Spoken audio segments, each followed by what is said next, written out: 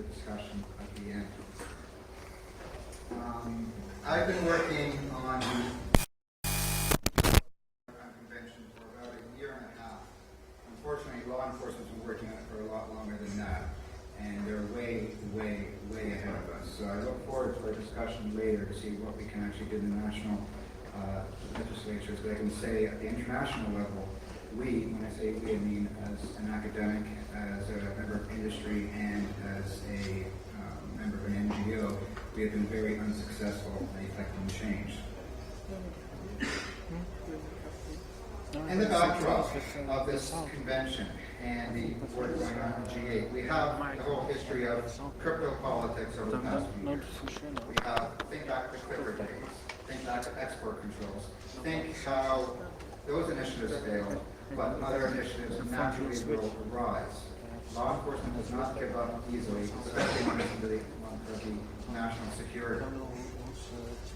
And a great example of this is the UK. In the year 2000, July 2000, one of the worst pieces of legislation got royal assent, called the Regulation of Investigatory Powers Act, or nicely called RIP. It is, apart from Singapore and Malaysia, those two countries were now into their human rights, it is the worst piece of legislation for the protection of individual privacy and civil liberties generally. There are three parts to the RIP Act of particular concern that translate directly to the COE convention and to the G8 work, and date back to the crypto wars. First, interception communications, nothing new. You've all heard about how do you intercept over the internet, mobile telephony, so on and so forth. Access to traffic data, which I spoke about this morning if you were so unfortunate to attend that talk. And last, access to keys and encrypted data. This was the most controversial point raised within the whole process, and that is the whole idea of self-incrimination. Law enforcement knocks on your door, demands your encryption key, or decryption key, that's how you look at it. Or demands you to decrypt a message or stored data. And we plan on taking the UK government to court on this issue based on the European Convention on Human Rights, which the UK didn't have until recently. This is a quotation from the last day of the debates, the heated debate within the House of Parliament. And it comes from public enemy number one, Charles Clarke, who was Home Office Minister, who was responsible for the bill. And it comes at the end of a very harsh battle between industry, NGOs, and government. And it goes, we shall work with the industry and the opposition if they're willing, and no, he did not say NGOs, to promote this bill in both this country and internationally. Given the comments made in overseas media, we did a very good media campaign to raise this issue as being important. We must explain clearly what the bill is and is not, and why we do not believe it will reflect e-commerce in Britain. We raise the issue that countries will move offshore, technologies will circumvent, so on and so forth. And I think it's going to hurt is e-commerce in Britain. And they basically came back to us saying, you don't understand how things work, you don't understand child pornography, you don't understand hacking, so on and so forth. I continue. On the contrary, it will help to achieve the government's aim of a strong and secure e-commerce economy to which we are all committed. Propaganda is needed, and I hope that the whole House will help to promote the interests of this country's businesses when the time comes. I did not make this up. The guy actually said this. And he has a point. If the UK is now renowned as having the worst law on the books that will affect e-commerce, and companies are considering moving offshore, and some are, as it is one major investment bank has decided to move all their keys to Switzerland. If this happens, it reduces the effectiveness of the RIP Act. So he's saying very clearly, propaganda is needed. We must internationalize this piece of legislation. But it's not exactly the way things came about. This is a true quotation, but I wouldn't say that from the RIP Act they decided to do the Council of Europe Convention, or through the RIP Act they decided to go do the G8. But this is all happening at the same time. And of course, you heard all this stuff before. The German foreign minister, who I think he got in trouble for being at some point, says the espionage and data theft, credit card fraud, child pornography, child rights extremism, and terrorism are ever more common on the internet. In an information society, what is the right balance between fundamental freedoms and security? Just note that the right balance Who is the only organization that ever uses the term balance? And it's always government. You'll never see me standing and say we must balance the interests of law enforcement and civil liberties. No, we're not asking for the balance. They're the ones asking for the balance. And the U.S. Department of Justice representative, in a very informative statement, says, when one country's laws criminalize certain activities on computers and another country's laws do not, cooperation in solving a crime and prosecuting the perpetrator may not be possible. Well done. Okay. There are three for us. Sorry. When did this German Foreign Minister say that? This became public when the G8 had a group meeting in Berlin in October 2000. So it was just before. It was Fischer, Yes, exactly, it was Fischer.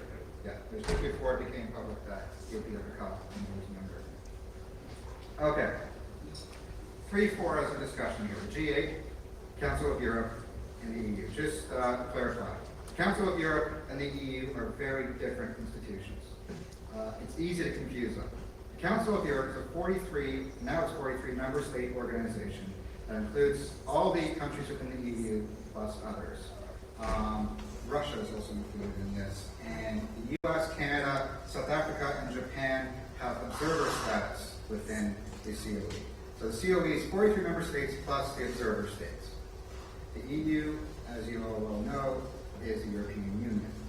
The reason there's a lot of confusion is because there's a Council of the European Union. And also, the Council of Europe historically had a very nice role as a protector of human rights. The Council of Europe wrote the European Convention on Human Rights. The EU didn't. But the Council of Europe has been translated into a different direction, and a lot of people believe it's since the U.S. had a role within the Council of Europe, which began in the late 80s, early 90s. The 3 intents of all these forums are very similar. First, you want to harmonize criminality. You want to make sure all countries have the same laws on what is a crime when you deal with cybercrime. Second, you want to harmonize the powers, procedural powers, the surveillance powers, so that one country has the same amount of surveillance capability as the next country. And that's what the third intent. You want to have mutual legal assistance. Yes, the nature of the internet is global, and you need to pursue criminals across all borders, so you must have some type of procedure. And that type of procedure is usually referred to as a mutual legal assistance treaty or regime. 1997, the G8 started to act pretty seriously in the direction of computer crime, high-tech crime. A year earlier, they had a meeting in Denver and decided that they should start doing some work, and they set up a group called the Lyon Group that deals specifically with transnational organized crime and high-tech. And in 1997, they released a statement of principles and action of what should be done about this heinous threat of internet criminals. And their points are very clear, and there are more, and there are a lot worse, but these ones pertain directly to what I'm discussing today. First, there must be no safe havens for those who abuse information technologies. And this is the G8. They're pretty serious. Investigation and prosecution of international high-tech crimes must be coordinated among all concerned states, regardless of where the harm has occurred. Looking towards internationalization, want to get a do away with jurisdiction, so on and so forth. And the last one, to the extent practicable, information and telecommunication systems should be designed to help prevent and detect network abuse, and should also facilitate the tracing of criminals and the collection of evidence. Work in this area should be coordinated with the work of other relevant international fora to ensure against duplication of efforts. The later paragraph actually says, we also recognize that we have to work with industry on this, because we're not the ones that design the technology. Well, they actually do if you look at Etsy. But they say we need industry to be on site in order to make these things work. And that's what they did. They've had 3 meetings. The Lyon Group has had 3 meetings with industry from all the G8 member states, industry representatives. First one in Paris, Berlin, and then Tokyo. I was at the first Paris one, because I was representing a company at the time, and I'd say there were no representatives of civil society. It was just industry there, and it was a closed room. There was a press meeting afterwards, but industry was not allowed to speak. And when industry did speak, it was the industry that was, it was companies selected by the G8 to speak on behalf of industry. So that's when you had two companies in particular, I won't name their names, one of which is a French company that deals with smart cards and gets a lot of money from the French government. They were allowed to speak to the press and explain how smart cards will help solve all of these cybercrime problems. And this was right after the whole, was it Melissa? No, it was I Love You. It was right after I Love You went around. And this guy from this French company, did the smart cards, got up and just made a fool of himself to those who know, but most other people, such as the press, didn't catch on. And the same thing happened with PKI. The PKI vendor got up and said, all these problems will be solved with PKI. And lastly, the Council of Europe convention had just come out the month before, and they were all saying how wonderful the convention is and how it is the solution to all of our problems if you don't want to use the smart cards of PKI. Later that year, they met in Berlin again. Some more industry, different actors, but more of the same. And they actually, the U.S. government was actually enlightened enough to invite a member of civil society. In that case, it was the Center for Democracy and Technology based in Washington. But that was it. The rest of the countries did not invite civil society to sit down. And amongst the many popular topics of discussion included traffic data retention, user authentication, basically asking that users should always authenticate to get online, and traffic data should always be retained at the ISP level. And then another topic of discussion, traffic data preservation, real-time tracing, and machine authentication, trying to design the technology to authenticate the user at all times. That was a relatively unsuccessful meeting, and things got worse. Tokyo 2001, topic of discussion, a great deal of controversy was traffic data storage. But when they say storage, it basically means retention and preservation. Industry actually, all credit to them, they fought off these proposals very well. There was a lot of controversy. I actually wasn't at this meeting. Two of my colleagues were, and they actually enjoyed themselves. Meanwhile, the G8 didn't quite appreciate it. And actually, the next G8 meeting on this topic will not include industry either. We should all feel that there. And in the backdrop, you have the Council of Europe, COE, is what I'm going to call it from now on. It's just going to be syllables this way, I'm more inclined. The COE came out with version 19, April 2000. That was version 19. They started this process in 1997. So it's 3 years after they started this process, finally, we were allowed to see something in version 19. And if I could just say, it was a complete mess. There were spelling mistakes, grammatical errors, and a section that just didn't belong there. And most importantly, there were two sections missing. The first was interception communications, and the second was interception communications across jurisdictions.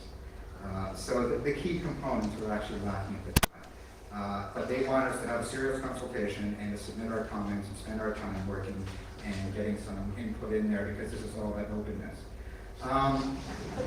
In October, version 22 popped out. Just as we were finishing actually reading version 19 and correcting all the grammatical errors, version 22 came out with many of the same errors.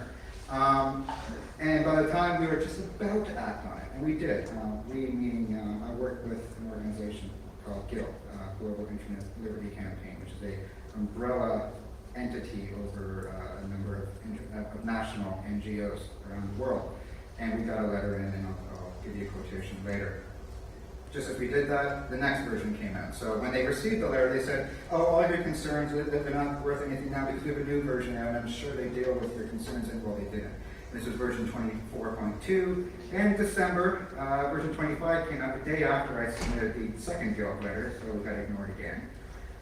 February 2001, the explanatory memorandum came out. And this is standard for a lot of international conventions. That is, first you have the content of convention. So countries must do this, countries will do that, so on and so forth. Then you have the explanatory memorandum, which is an additional, I think it's 150 pages, that goes into detail what they actually mean when a country will create an intercept capability, so on and so forth. And that alone took months to read. And just in time to finish reading that, May 2001, version 27 came out, and we just gave up. And June 2001, the final version got released, along with the latest explanatory memorandum, It's being read by the national governments over the summer, and September 15th, I believe, is the date. That's when it's going to go to the COE, and all the ministers of justice from all the COE countries are supposed to sit down and sign this convention.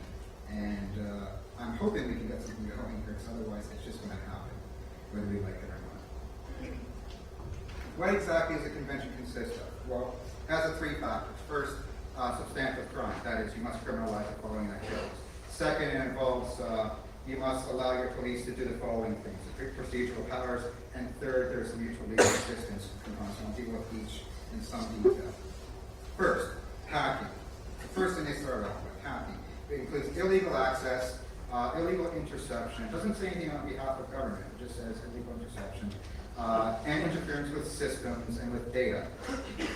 And they say you must criminalize these activities. And they say, you know, if you really are that concerned with like due process and all that, you can require a dishonest intent on behalf of the criminal, but it's not necessary.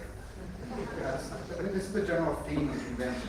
It establishes a massive floor in the sense that it says you might want to consider human rights, but you don't have to.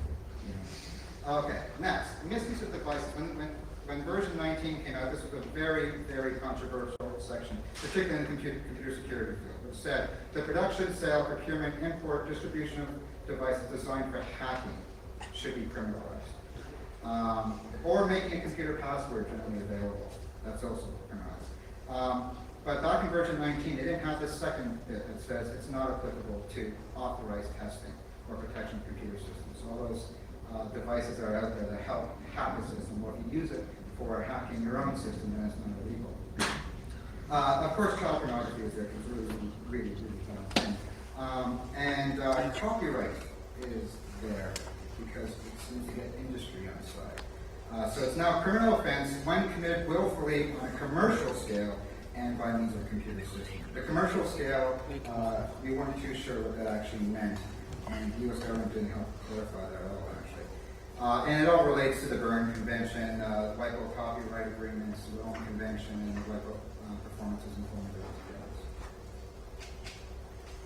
The second was particularly controversial for us paranoid people in civil society, and that is the procedural powers. What exactly do these countries that sign on have to implement in national law when it comes to powers of law enforcement? And they're relatively simple.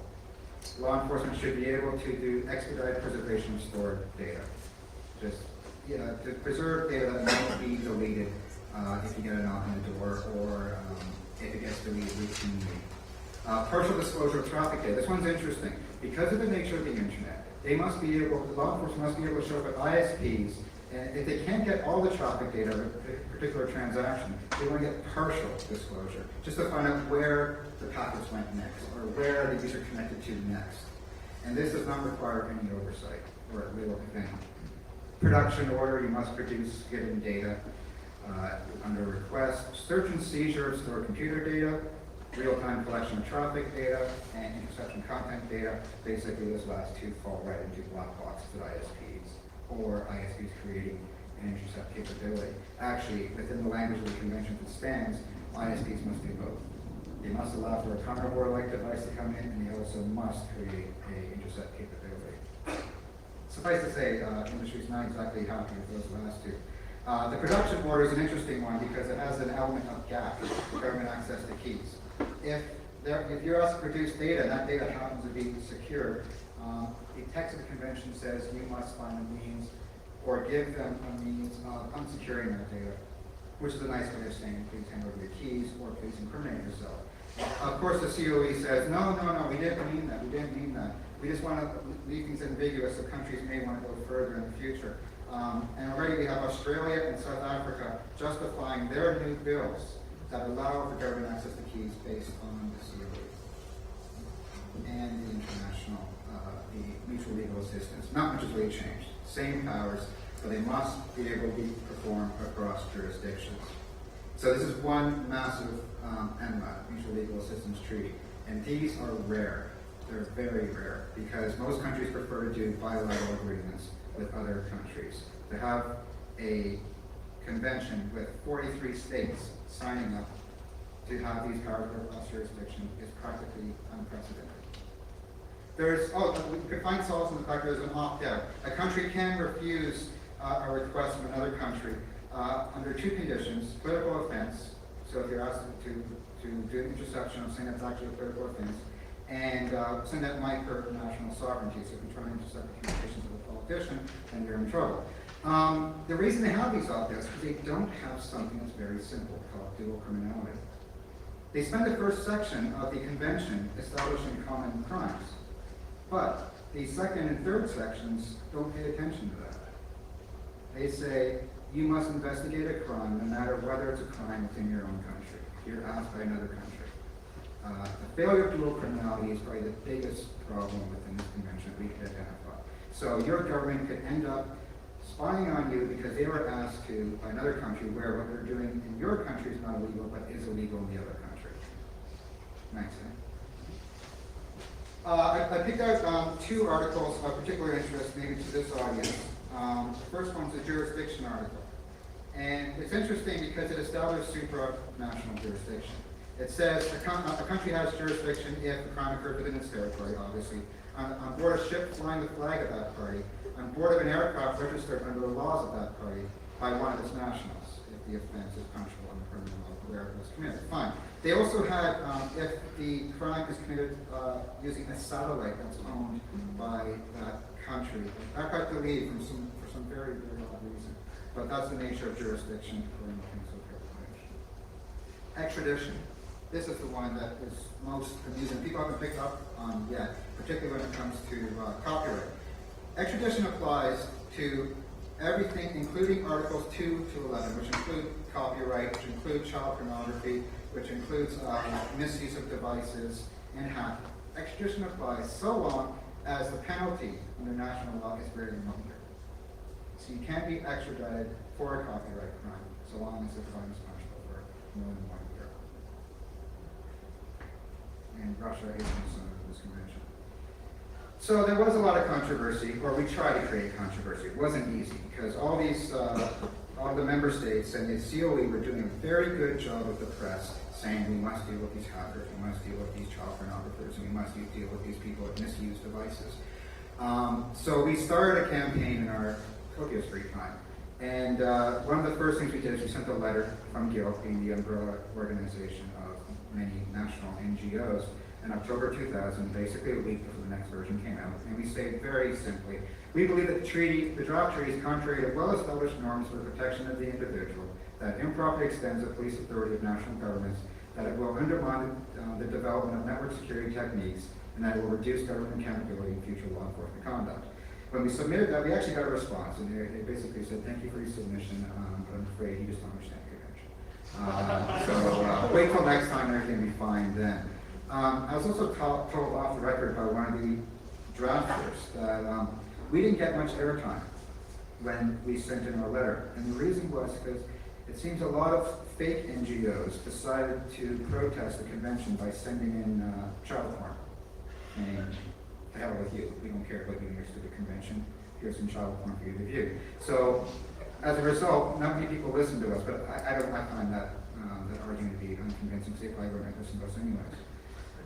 We wrote a second letter, and not surprisingly it says, to our dismay and alarm, the convention continues to be a document that threatens the rights of the individual, like saying the cover of the police authorities, creates a low-grade protection of rights, uniformity across borders, and ignores highly regarded data protection principles. It wasn't hard to write the second letter.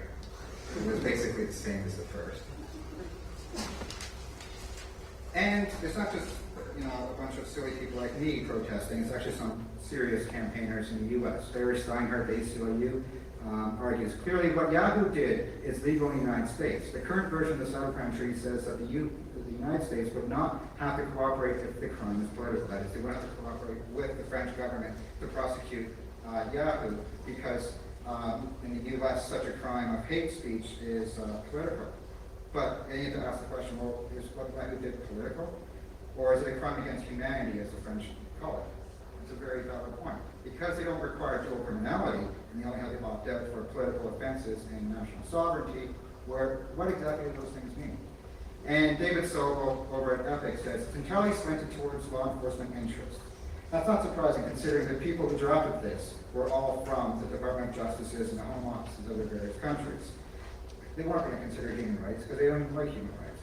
There's definitely not enough attention paid to the privacy implications of these provisions.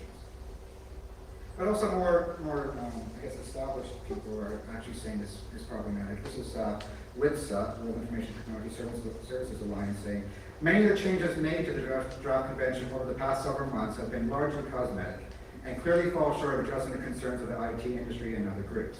It bears remembering that often the most effective way to counter cybercrime is through technical innovation, not burdensome legislation. Well, of course, an industry group would say that's not regulated, but still, they're relatively on side.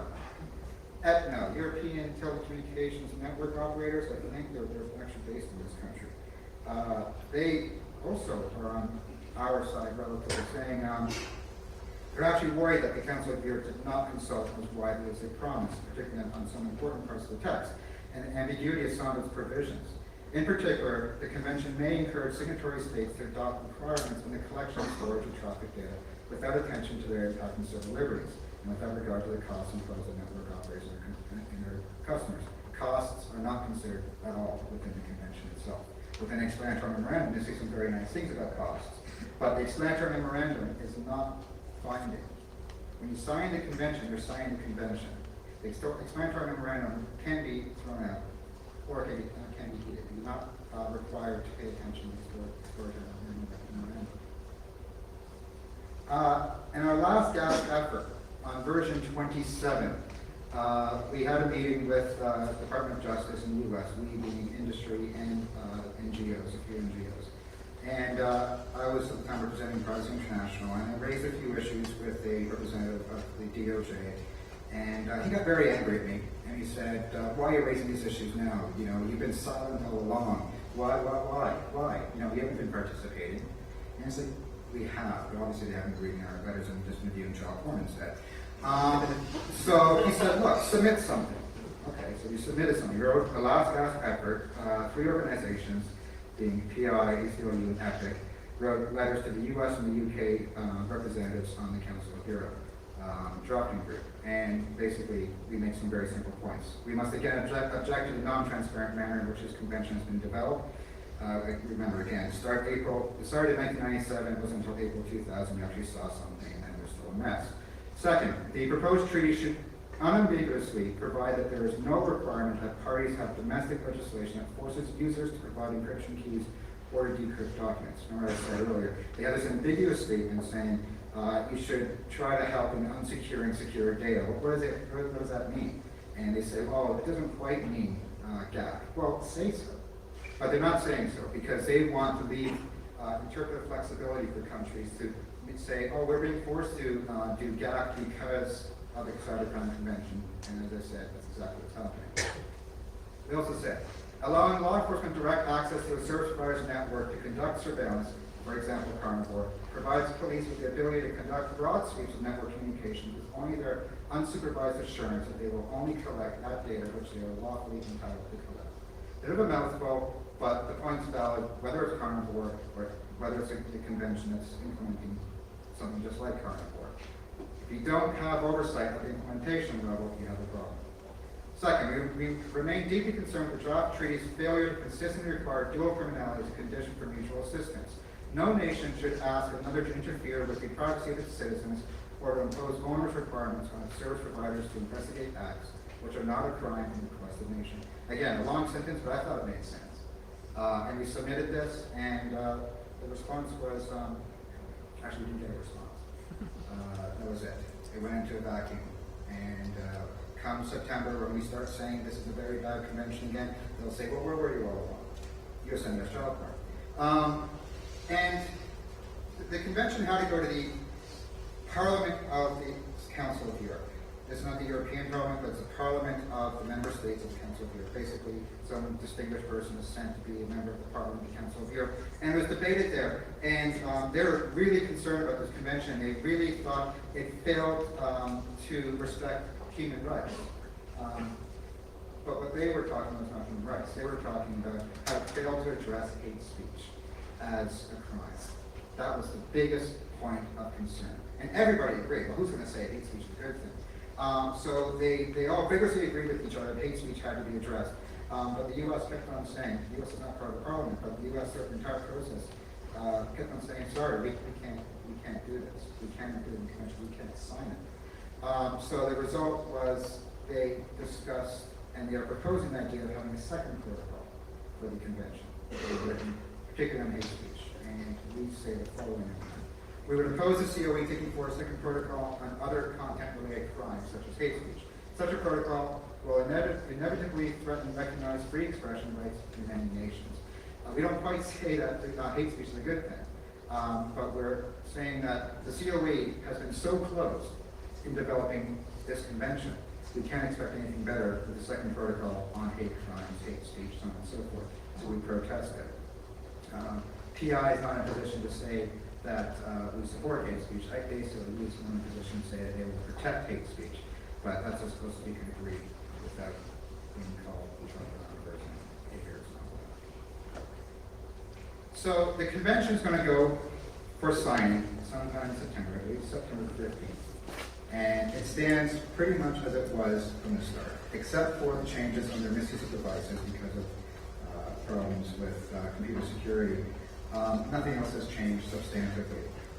We were hoping for some copyright changes, but the only industry that has not been on side with us and has been supporting the convention has been the copyright protection industry. They're very happy with the convention, now that it allows extradition. Mutual legal assistance part of the convention is what I find to be the biggest concern. That is, allowing another country to do surveillance on an individual within a country that's not their own is problematic, and to put it simply, without requiring dual criminality is even worse. And this is where it's going to get caught, we think. As it is, a few of us have been speaking, particularly NGOs in some industry in the U.S., and we do believe that the U.S. is going to have a hard time ratifying this convention. The Senate is not exactly a friendly place towards international affairs generally. Up until a few months ago, the head of the Senate Foreign Relations Committee has objected to most multilateral mutual assistance agreements that have come forward. That's Jesse Helms. But because of the change of control of the Senate, we're not as hopeful that he's going to have enough power to stop this. But there's still a good chance that the Senate will say, no, we can't sign this because it hurts industry and the sovereignty of the United States. So that's just the United States.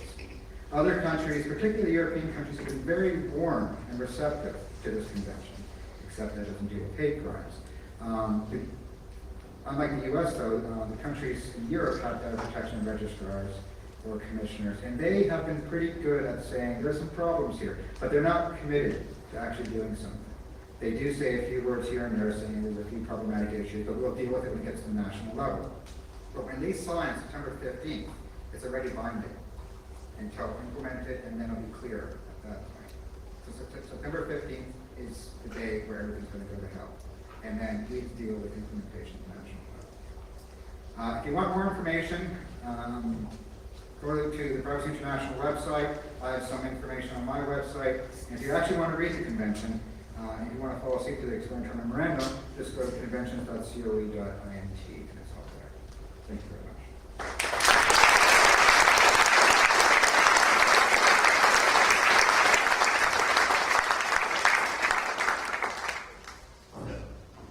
I have only 20 minutes or so, but that's not a real problem. Originally, I mailed to the organizers that if we discuss the Cybercrime Convention here, then we should also discuss on how to address politics as hacker groups or whatever kind of groups in the different countries to avoid the national implementation. So I think you pointed very good and clearly out what our problems are with the Cybercrime Convention, and that is of course not only the illegal handling of devices we create to find out if computers are secure or not, but also the implementation of surveillance techniques, giving the public reasons like child pornography or Nazi propaganda, which means sanctioning or making communication illegal, which I think is affecting us a lot. So copyright, of course, is the next thing. So what I'm going to try to do in this short time is draw a picture here and to give you some ideas on how we can see what's happening and what's our national chances.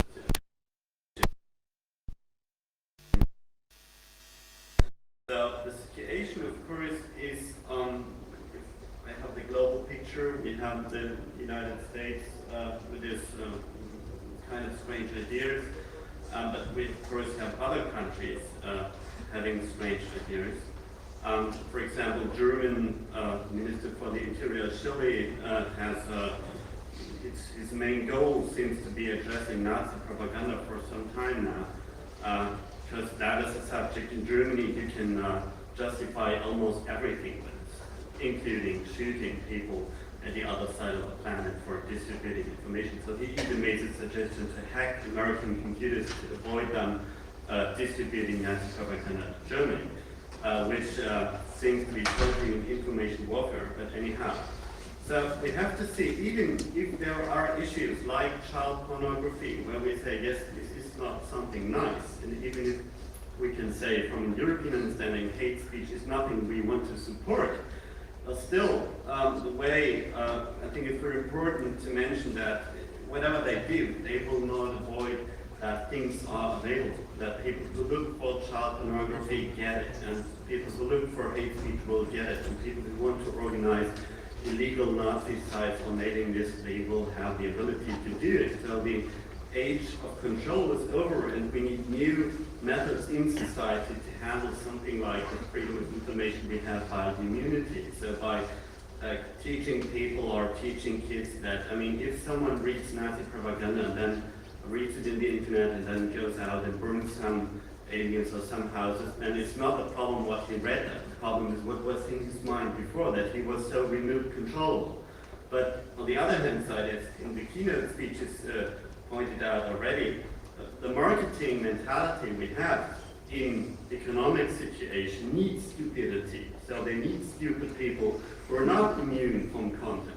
So I was in a workshop from AOL about protecting child, which means marketing the internet in a very critical group called mothers.